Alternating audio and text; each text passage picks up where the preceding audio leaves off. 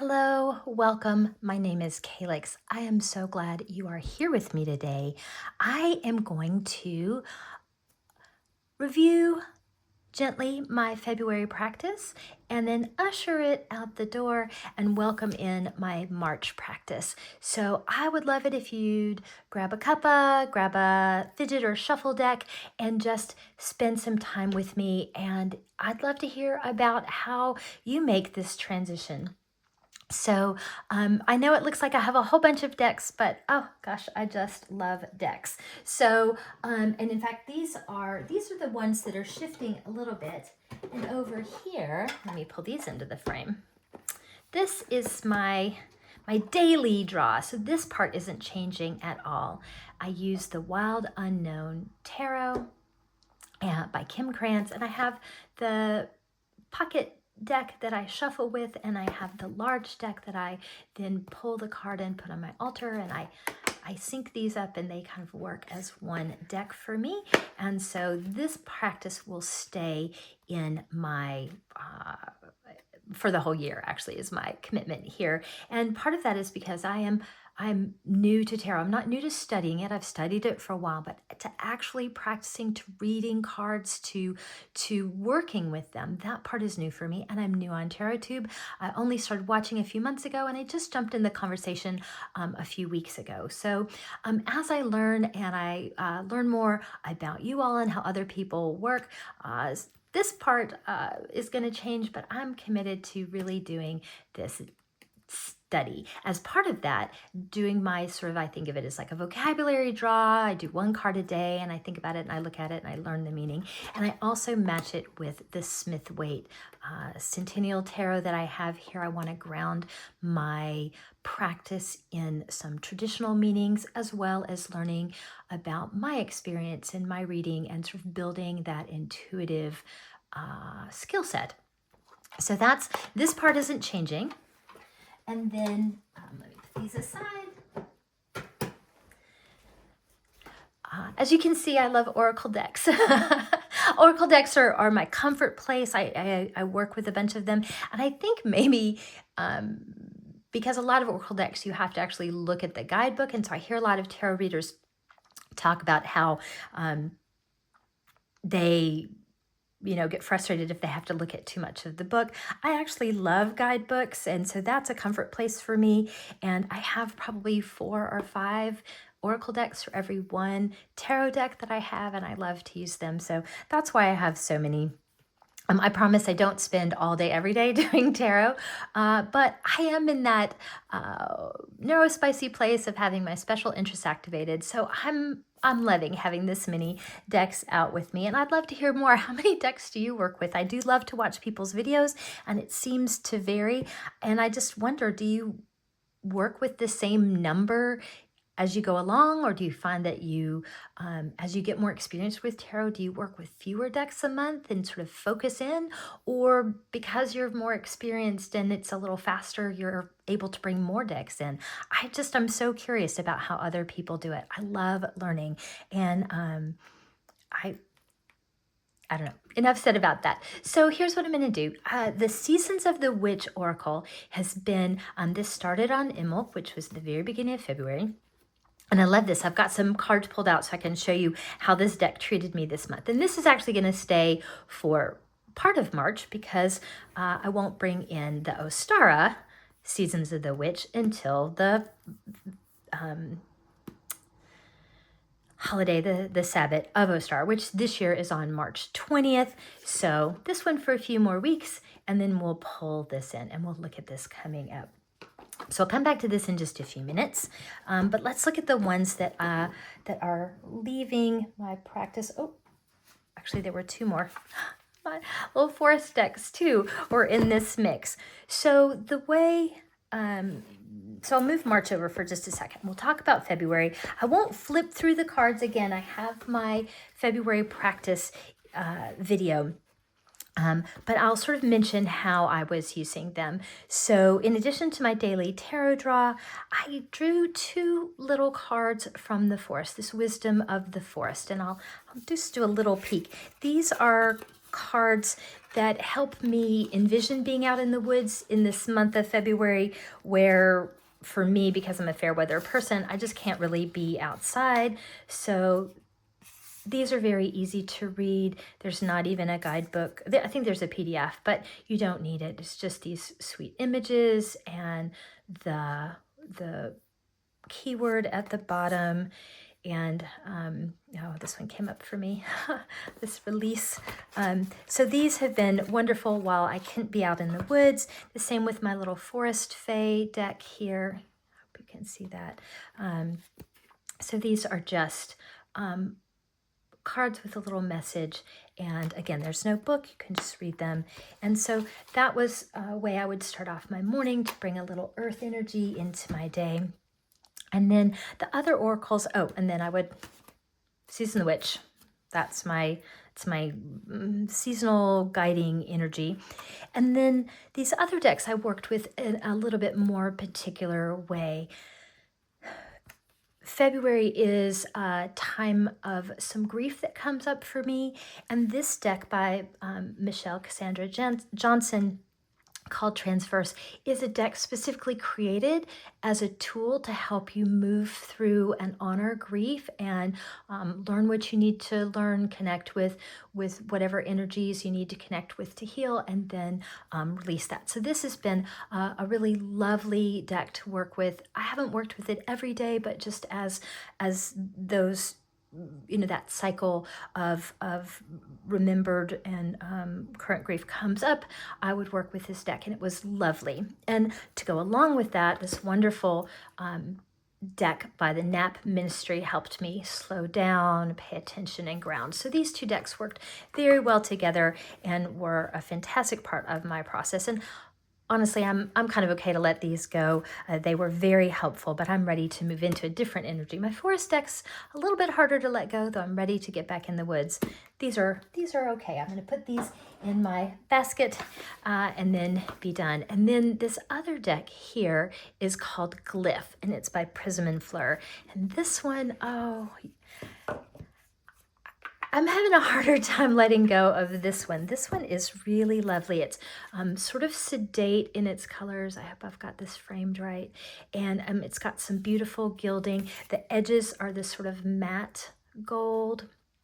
And I love the shape of these cards. And they're kind of big. They're a little awkward, but they actually shuffle pretty well. Let me show if I can show how they shuffle. And they feel nice in my hand. Let me see if I can maybe zoom down a little bit to see more of that card. Again, they've got just a little bit of gilding on them. Put them, I'm gonna put them upside down.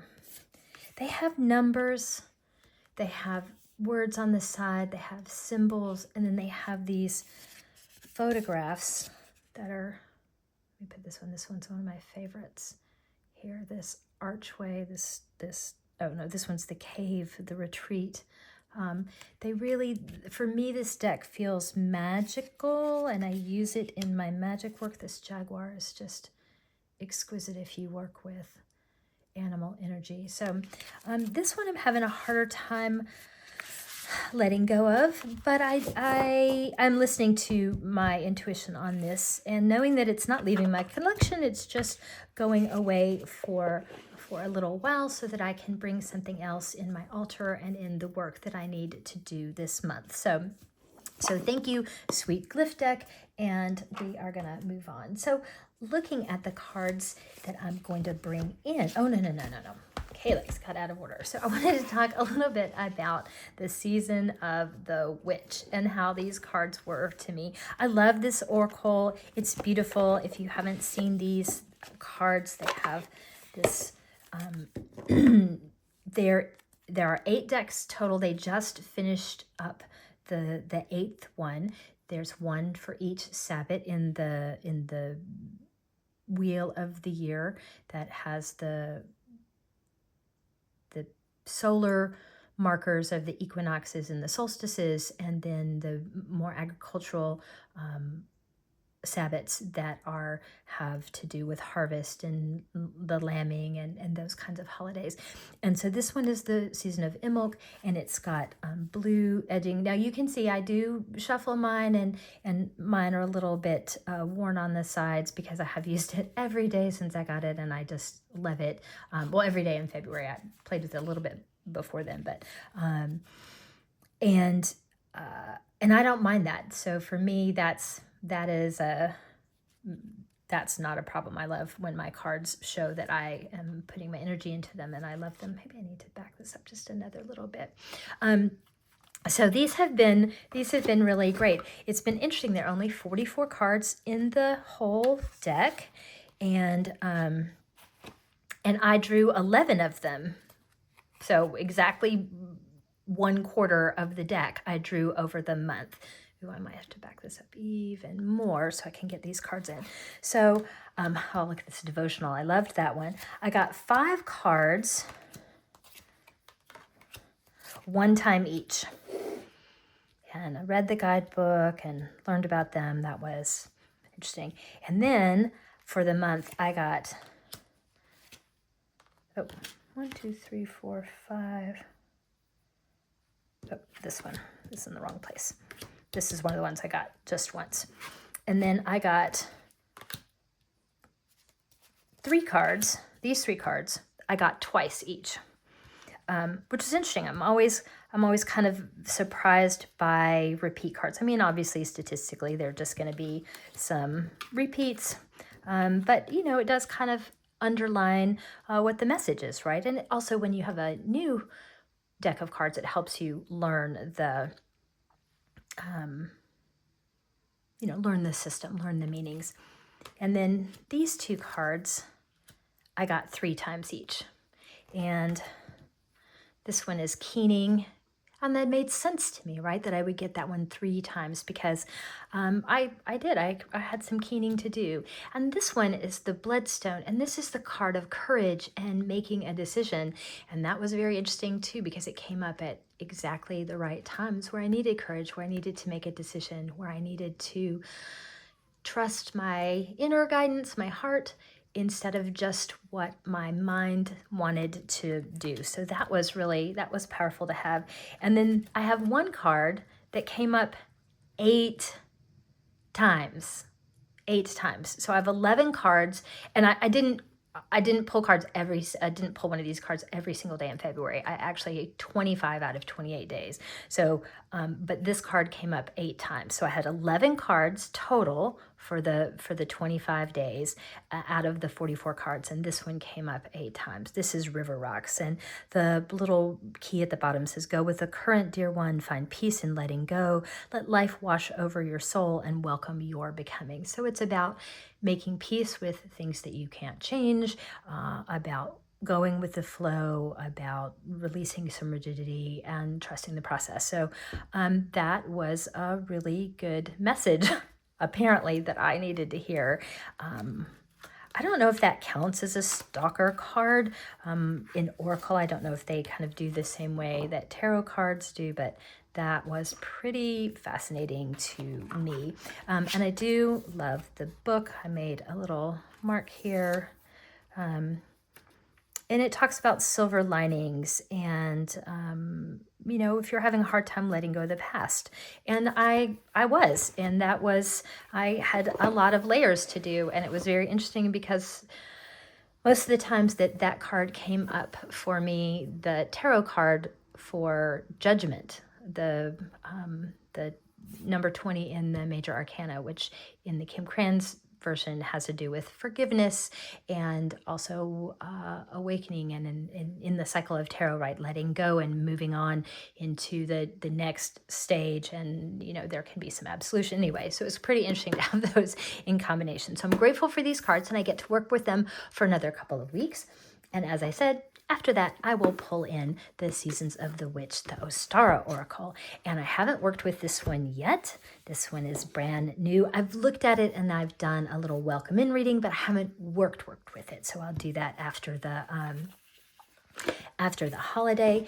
But these are, gosh, I just think they're so pretty. They're this sort of peachy pink. I don't know if the camera's transmitting that color faithfully. And each one of these decks has a moon on the back, and then it has a motif. And for the Imbolc cards, it's a candle, right? Because Imbolc is about the light coming back, that hope, that tiny flicker of the light in the world. And then Ostara is, of course, related with spring and fertility. And we have this sweet white rabbit and these beautiful little flowers that are coming up, and eggs, right, again. And so, and they have this kind of holographic, beautiful edging. And they come with a lovely book. I think this book is just enough information and about the art and about using the cards and about the season itself. And the authors are Lorriane Anderson, Juliet Diaz, and it's illustrated by Tijana Lukovic. I apologize if I'm saying anybody's name wrong. I never mean to do that. I did actually try and look online, but I couldn't find where anybody authoritatively pronounced it. I think we're all guessing. But one of the things I love about this oracle is that most of the seasons tell you about some themes, a little bit about how to use the cards. It does tell you about some specific spreads. This is an interview about getting to know your deck, which is what I did. And there's an Easter cross or an Ostara cross, spring equinox spread, an Aries spread. So I think that's kind of interesting. I'm going to try that one. A spring cleaning spread. So they're thematic spreads. And I find that very interesting. Jasmine moon spread, composting spread. So this is a really second chances spread. So this is a really interesting book and system. The book has a picture and some keywords, and then more in there. There are some rituals. There are I'm really excited to get to work with these. And I know a lot of people have these, so I won't flip through all of them, but I'm excited about this Aries card. I don't know if they've had all of the zodiac signs and all of them. I need to actually pull that out and check. I feel like maybe there wasn't a Pisces one. Maybe there should be a Pisces somewhere. Anyway, I'll check that out. Somebody has probably already done that work and looked at it, but I'm excited to get to start working with these cards at the end of March when the equinox comes.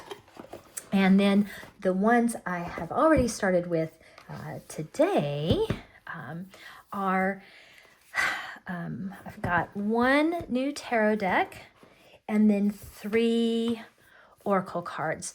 And even though, again, I'm still working with my Wild Unknown tarot and my Rider-Waite Smith, kind of studying as my daily draw, but I've been seeing everybody pulling a tarot card and putting 2 oracles on the side. And so I thought, oh, well, I can do that too, and just kind of experience. I'm not doing a big deep dive. I'm just kind of looking at it and just practicing.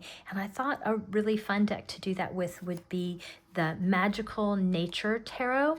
And this, you can just buy this deck by itself, or I went ahead and bought the separate guidebook. It's by the Sync Collective, the Sync Spirit Collective. It is a channeled deck, and if I had known that, I don't know, I might not have bought it, but I'm glad I did. I really have enjoyed this deck. It's the person that I interacted with was Jory, and they were lovely to interact with. So, and this book is totally worth it. As I said, my bias is I love interesting guidebooks, and this one has a lot to offer. One of the things about this deck is that it comes with these plant and metal collaborators, like specifically acorn cap or coreopsis or maple leaf. And these are plant and metal ingredients, I think, that were even helped in making the artwork. And so they have a whole section at the beginning about how these are made. It says over 25 plants and metals contributed to their color, wisdom, and healing power, contributed their color, wisdom, and healing powers to the cards in the Magical Nature Tarot deck. So I find that fascinating. I haven't seen another deck like this, and it won't, I don't know that it'll transmit very well, but this deck is really amazing to touch. It's it spreads really well, and it kind of has this cool, I don't know, like tesseract kind of tessellation, maybe that's the word I was looking for. Tesseract, I think, is from Madeline Lingle, feel to it, and the cards are very thin, and they're very flexible. They're this kind of eco print card stock. I apologize. I do not know very much about cardstock. I just kind of know what I like, but these are very easy to shuffle. They're bendy, but then they kind of go right back. They don't seem to have a crookedy bow or anything. So sometimes when I'm watching other people's videos, I just have these out in my hand. They're matte. They're not shiny, and they have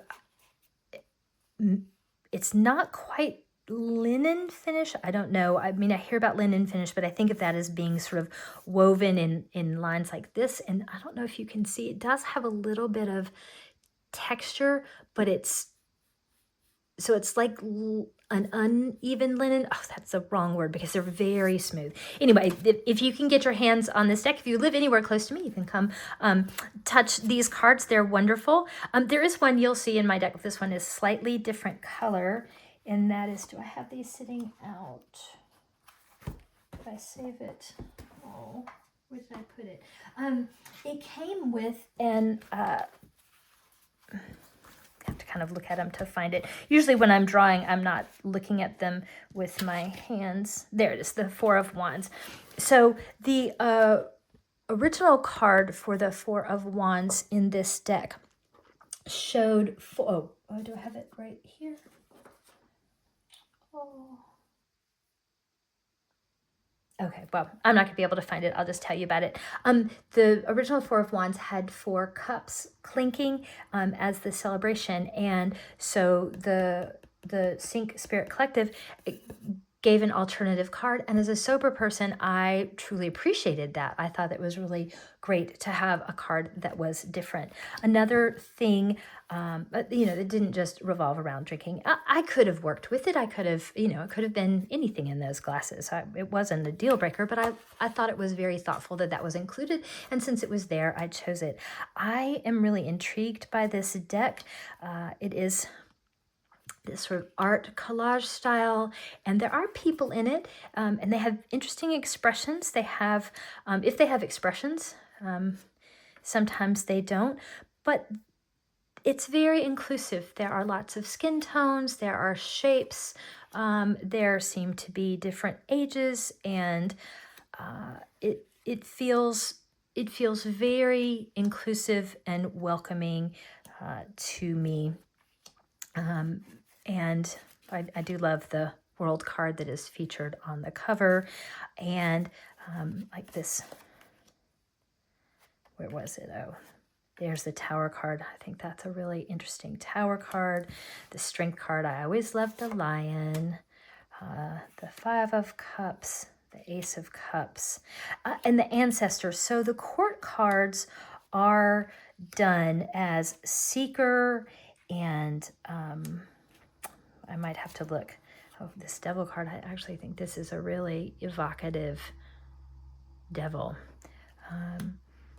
So the Court cards are not gendered. So it's Seeker and Ancestor. Well, okay, I have to do them in the right order. Let me see if I can find.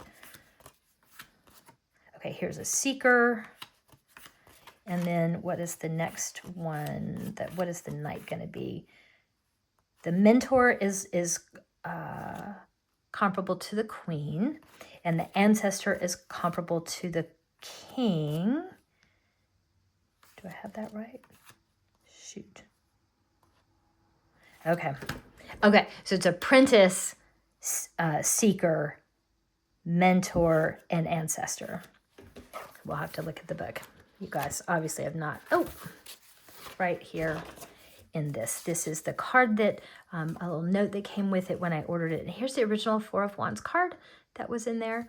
And then the book, let's look at make sure I get it right. Okay, here we go. So the seeker and then the apprentice. So that's like the page and then the knight. And then the mentor and the ancestor. So that's the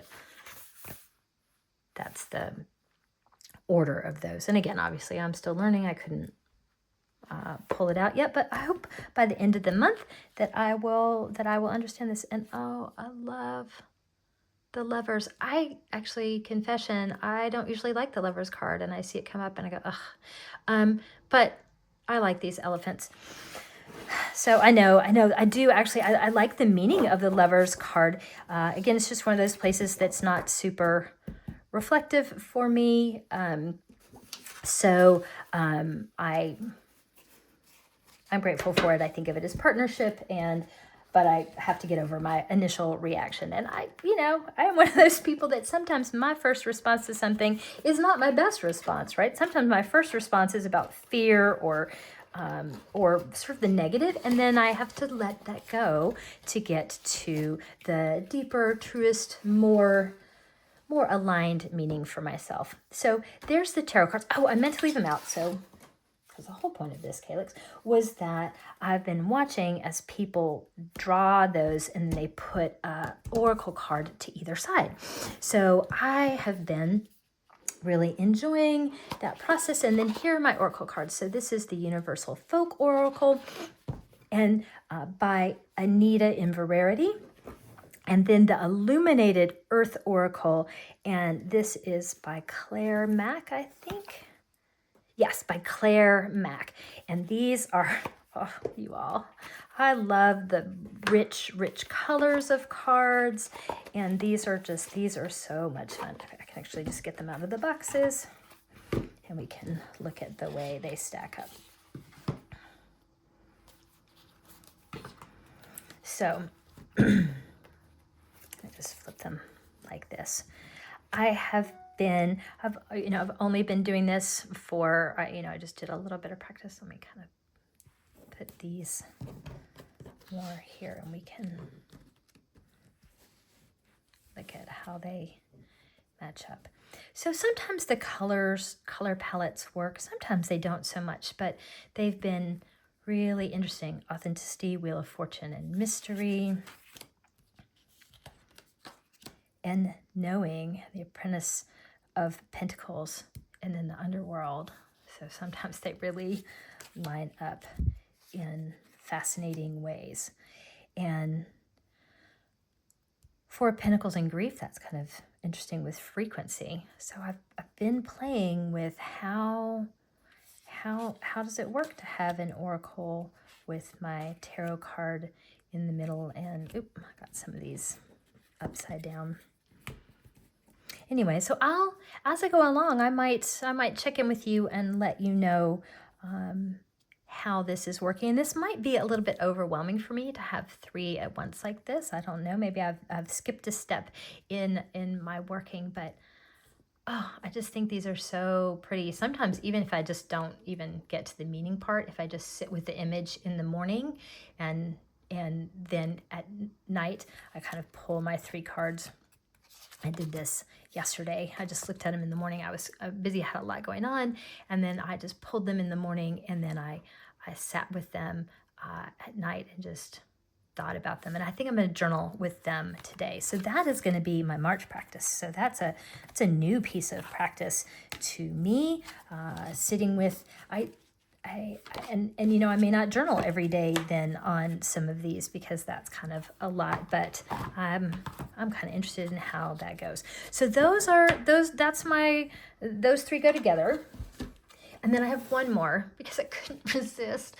Oh, you all, I should not watch unboxings and flip throughs because my my tarot budget just needs to be bigger, but I had to buy this. This is a new deck to me. It's called Wisdom of the Sacred Bee Oracle, and it's my favorite color. It's purple, and oh my gosh, look at these pretty, pretty edges. And then it's just, it has every color anywhere, and I love these. This is completely my aesthetic.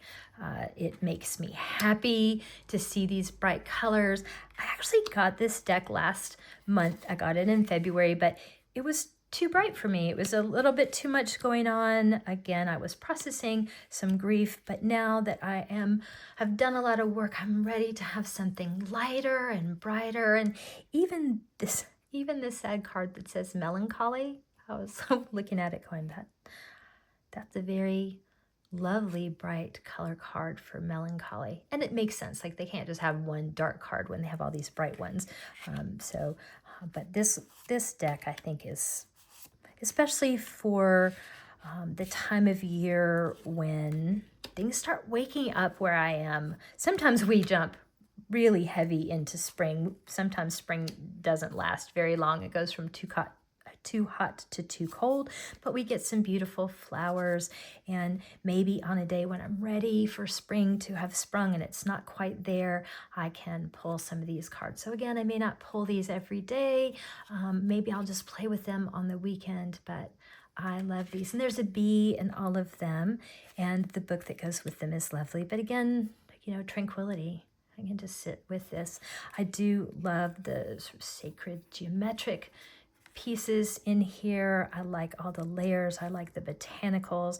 I love the color and the movement. And again, oh, just that pretty, pretty purple.